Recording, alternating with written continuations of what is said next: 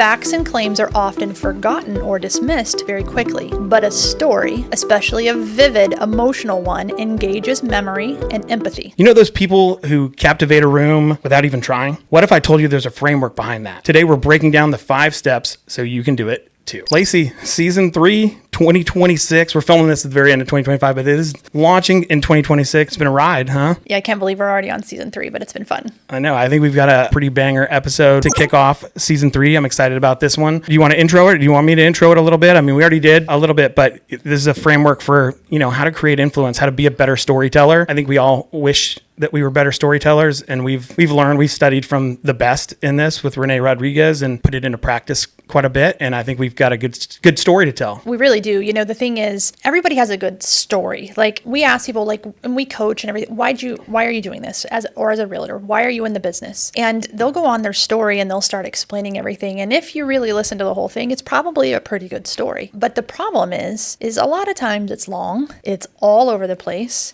Right. You find yourself checking out, you're looking at other things, you're thinking about other things, and this is so common now. And so when we had this training with Renee, it was so empowering, but it was also so apparent that we have to work on this skill. We have to be in a place where when we say this, and 10, 15 years ago, we probably would have called it an elevator speech, kind of.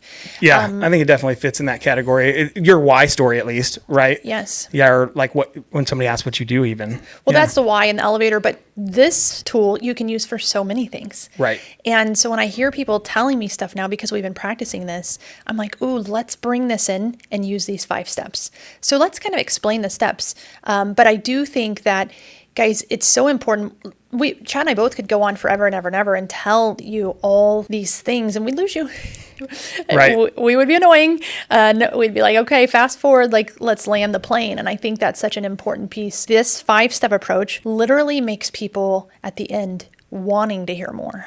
Yep. Wanting to know more, because it's not this long drawn out story. Yeah, it truly is a way to captivate whoever you're talking to. This framework it's money for sure. So let's do step number 1. Do you want to start with that? Yeah, I do, but I want to read something really quick to set the stage on this. It says, if you speak in a disjointed, unclear way, without a framework, your message likely fades into noise. A structured story prevents this. So that's exactly what we were just talking about. But then it says, facts and claims are often forgotten or dismissed very quickly, but a story, especially a vivid, emotional one, engages memory and empathy. So this framework that Renee did emphasizes that storytelling isn't just a decoration, but an essential tool for making messages memorable. And so that piece right there is why this is so important, because it will, if we can work on this and tweak this, and we're going to teach a little thing as we do this with chat. Like, you can use ChatGPT or whatever you want to help refine this and make this so good for you. Yeah, and it's something that you can just then use over and over and over again. But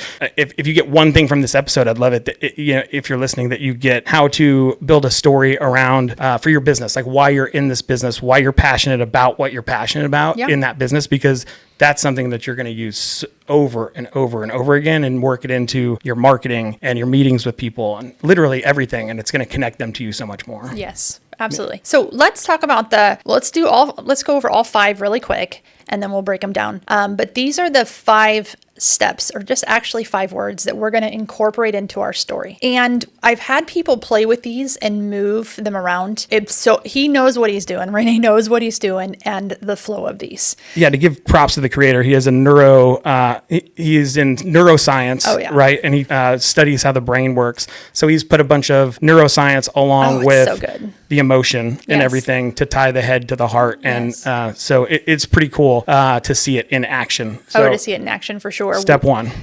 So the first word's belief. Yep. So like, I believe this, right? Is the best way. So that's your first statement, is I believe in whatever it is. The second word is remember. So now we're going to pull in. I remember a time when this happened. And the third word is taught. What that taught me was, right? And then the next word is passion. I'm passionate about. Well, that gave me a passion. That gave me a passion for, yeah. And then the last word is challenge. And this word I'm getting better with, but sometimes some stories like you and I talked about, sometimes challenge can turn into the one you said a lot is what this means for you. What this means for you. And so the challenge word sometimes feels uncomfortable in certain frameworks. Yeah, like I'm going to challenge you to think differently about this thing, or all this passion and my beliefs and everything, why that's important to you. Exactly. Is basically how you close it and tie it down. Exactly. So I want to just share an example just to narrow this down and make this make sense. I was coaching and a student, and we were talking about our goals for this next year. And when we do goals, I always want to try something next year that I want to learn and get really good at inside of my industry. And I challenged her to think through that. And she said, I feel really good when I help single moms and when I'm able to teach them that they can own a home and whatnot. And so instantly I knew there was a story behind that. And I asked her to tell me that story. And as she's telling me all this, I'm thinking of these 5 steps. So she's telling me these stories. I'm thinking of belief. I'm thinking of remember. I'm thinking of taught, thinking of passion, and then challenge. And so what was really fun with this is we used ChatGPT and we put it on the voice. So we just talked to it and then we said, hey, here's a story, and use the 5 steps with Renee Rodriguez. And my phone knows those 5 steps because we've been working on this a bunch. ChatGPT should know as well. Yes. Actually, when I was doing it, I said, can you identify from the internet? Basically, can you identify Renee Rodriguez's 5 steps? And it does. So. But I tell it, I want you, anytime I'm trying to build a story, this is the framework I want you to help me with. Awesome. So it goes back to that. And so we explained it all. And let me read how good this was. Just from us telling Lacey's condensed story. I believe that everyone deserves the opportunity to understand how they can own a home, including those who might feel overlooked, like single moms. I remember my own mother feeling lost after my parents' divorce, unsure where to turn for housing help. And that moment really stuck with me. It taught me just how many people are unaware of the pathways to homeownership and highlighted the lack of education in that space. That experience gave me a passion to become that educator and let people know there are ways forward, practical plans to help them and secure homes for their families. So I challenge anyone who feels uncertain or intimidated to lean in, find someone willing to teach them, and realize that they truly can do this. Yeah, that's good. It's so good. And it's not like it's so good and people aren't losing interest. Right. And it's her story, right? And it is not fabricated. It's just pulled together in a way that is more engaging for the audience. Yes. And it makes it a really tight narrative. So yeah, I love that. It's just beautiful how it connects and how it makes you feel without the losing interest. Right. I love it. I love this framework because when I read his book the first time around, I was like, I need to do this. I need to create, I have a general idea of what my why is, and Sure. to be able to actually sit down and tell somebody, that was really challenging for me. Yeah. And I still struggled with it until these 5 steps were right there. And I was like, okay, it's just as easy as laying it out. Yes. Right. I'll do mine real quick. Yeah. Right. But it all comes around with unreasonable hospitality and everything, injecting that back into the mortgage business. Right. But how can I get that point across? And I'd struggle with that. Just tweaking it, I'd probably have spent, an hour really refining the message. So here we go. I believe everyone deserves a mortgage experience filled with hospitality and heart, not just efficiency and paperwork. I remember watching my mom create warmth and connection in every room that she walked into. When I was a child, she was the most hospitable person. She'd never met a stranger. She would always have a fresh baked pie out or a crudité out of vegetables. Whenever we go over there still to this day, it's like she's entertaining. And it's literally just my wife and I going to pick up our kids and she's entertaining, right? So our home wasn't fancy, but it was a safe place because of her. The way she loved people, the way she hosted people, it made everyone who crossed our threshold feel like they mattered. What that taught me was that hospitality has no boundaries. Mm-hmm. It isn't something you turn on in certain settings. It's a way of showing up in the world. It's a lens. And when you embrace it fully, it reaches into every corner of your life.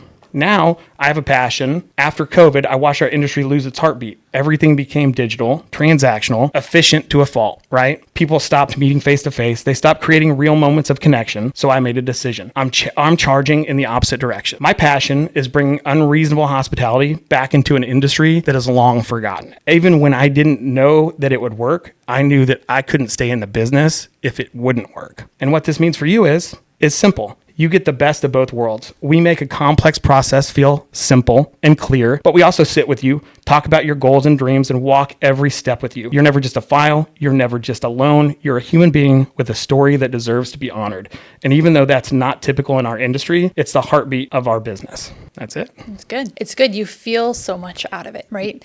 Like you can feel, I can feel the way you would feel it when I walked into your mother's room and I could see the vegetables or the apple pie. I can feel how that makes you feel. Right. And what's and how interesting, you want to give that to somebody else. What's interesting is I had to search for that a little bit. It's like, when I read Unreasonable Hospitality, why did it resonate with me so much? Like, I knew I was searching for something to bring the life and the human connection back to the mortgage business after COVID. Yeah. But I couldn't figure out if that book was just happened to be put in my path somehow and fate in the universe. But whatever it was, that book like connected to me so much. And then I had to think about it, because typically I remember thing, what creates your passion or what your beliefs, I guess more so than anything, is your beliefs. Like, your strongest beliefs typically are formed based on something that happened. This is the neuroscience part, right? Typically happened between the ages of like 9 and 13, I believe, is what Renee says. So I'm trying to think back, like what went wrong in my life at that point, and I couldn't come up with anything. Like, I had a pretty blessed childhood. I'm not gonna lie. Like, I always struggle with that too. It's like I didn't have this like challenge that I had to overcome that like made me who I was. And then I was like, no, it was the home that I grew up in being the most hospitable place on the block. Like, literally, all the kids would come to our house because my mom would have all the snacks, and she'd always make everybody feel welcome. And if they didn't have, if they didn't have family for Thanksgiving or Christmas, they were always welcome in our house. So that's why it connected, but I had to search for that for a while. So I think that's a really important step when you're doing this, is take the time to actually invest in thinking about those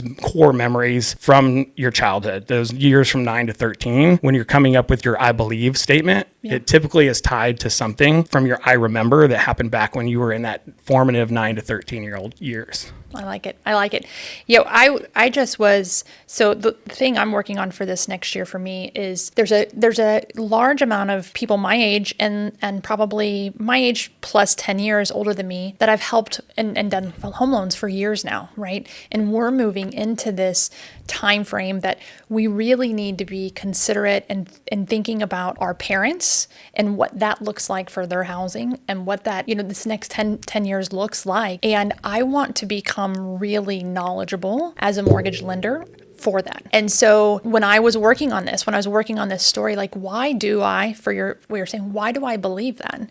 And so these can be your big why statement, but it can also be about, something smaller that you're working on, but for you to be able to influence others, and not just influence them, but want them to listen to you, want them to understand where you're going with this. And it's been like, I've used this now so many times for different things, and it's fun.